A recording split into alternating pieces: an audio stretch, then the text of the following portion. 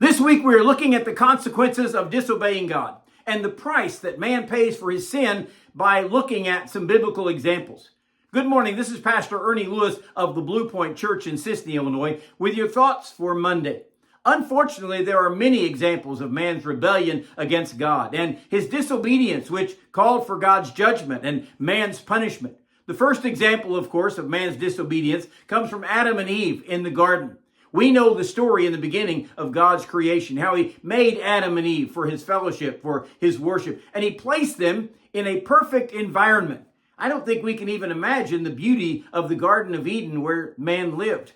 And we might picture a garden today with no weeds and beautiful plants and vines, but that's only after some gardener has planted and plucked and weeded and watered.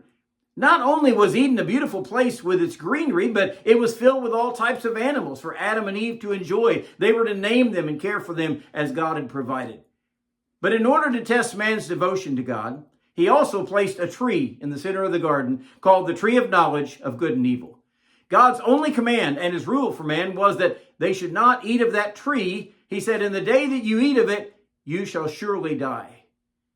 Then Satan came along and beguiled Eve into thinking she was missing out by not enjoying this beautiful fruit, this tree that God had planted there. You realize that's the same tactic that Satan uses with us today. He questions God's commands. He even made Eve want this forbidden fruit even more. I don't know what the forbidden fruit is in your life, but I guarantee there is something, and we find ourselves thinking we're missing out because we don't have it. James chapter 1 says, each one is tempted when he's drawn away by his own desires and enticed. And when that brings forth sin, it also brings forth death. Whenever they recognized God's punishment on them, God said that it would include pain in childbirth for the woman. She would have to be submissive to her husband. Man would have to sweat and labor in order to bring forth food from the ground. And the ultimate punishment was when God sent them out of the Garden of Eden to till the ground and he placed a cherubim at the gates in order to separate God and man.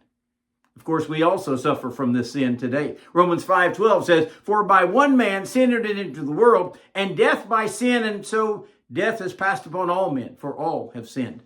Now, before we blame Adam and Eve for all the woes of society and our own too, we must realize that Paul said, "For all have sinned."